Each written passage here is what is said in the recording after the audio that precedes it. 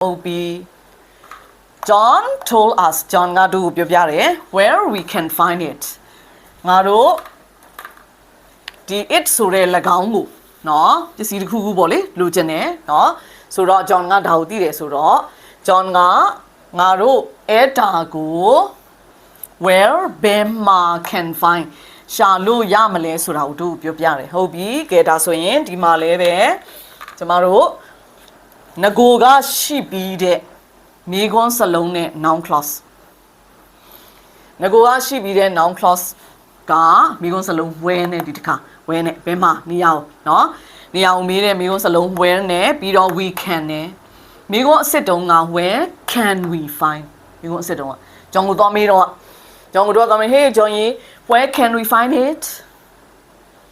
အဲ့ဒါကိုကျမတို့ noun clause လုပ်ပြီးကျွန်တော်ကတို့ပြောပြတယ်ဘယ်မှာเนาะတို့အဲ့ဒါကိုဘယ်မှာရှာလို့ရနိုင်မလဲဆိုတာကိုဆိုတဲ့ noun clause ဖြစ်တော့မိကုန်းလုံးက can we ဒီအခုအဖြေမှာ we can ဖြစ်သွားမယ်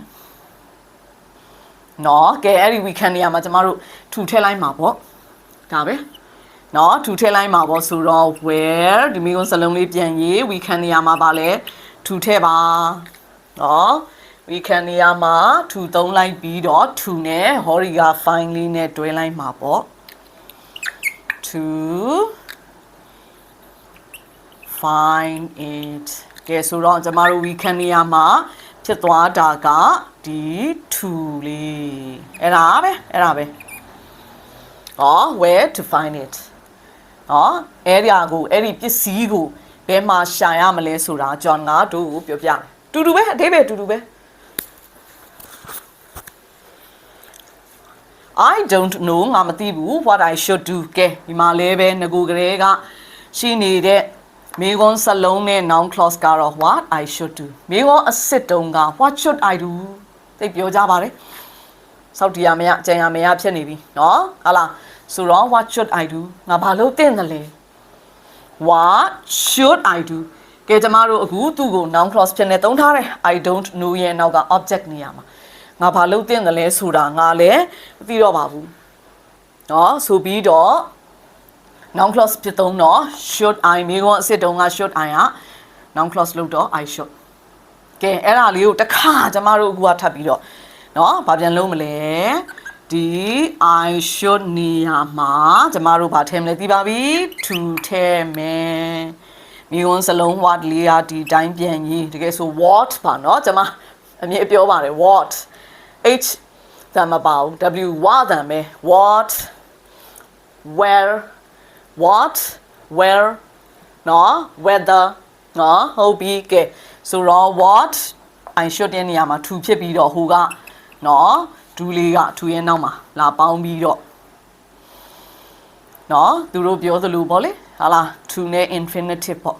နော်အမှန်ဆိုရင်ဟာလားနော်သူတို့ပြောသလိုဆိုတာလို့ပါBritish English ဆိုရင် to နဲ့ infinitive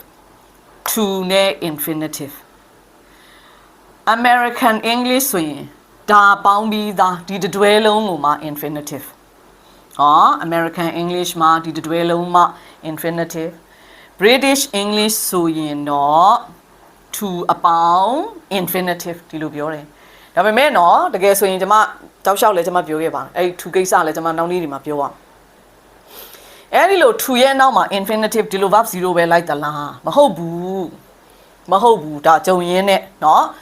အဲ့ဒီ to phrasal verb တွေရဲ့ to လို့သူတို့ပြောတာပေါ့เนาะ verb တစ်ခုတွေ verb တွေရဲ့နောက်မှာလိုက်လာတဲ့ to ဥပမာအဲ့ဒီ used to တို့ be going to တို့ be able to တို့လို့ဒါမှမဟုတ်ရင်လဲဟာလာ want to တို့လို့အဲ့ဒီလို to တွေရဲ့အနောက်မှာเนาะ verb ပေါ့verb တွေတွေက to ပေါ့ verb တစ်ခုရဲ့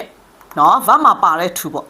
နော်ဒီ to နဲ့အဆုံးသတ်တဲ့ verb တစ်ခုဆိုရင်သူ့အနောက်မှာအဲ့ဒီလို infinitive verb 0ကြီးပဲမဟုတ်ဘူးတကယ်ဆိုရင်ဘာလိုက်သေးတယ်လဲ be နဲ့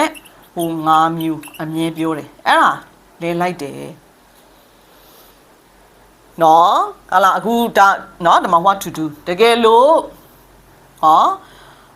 ရှိပါတယ်ဥပမာဒီလိုအခုပြောသလိုပေါ့ to နဲ့ verb 0မဟုတ်ဘဲနဲ့ to be နဲ့5မျိုးပုံစံတွေကပေါ့နော် to ရဲ့နောက်မှာ to do မဟုတ်ဘဲနဲ့ to be done ဥပမာအလုပ်တွေထားပါတော့နော်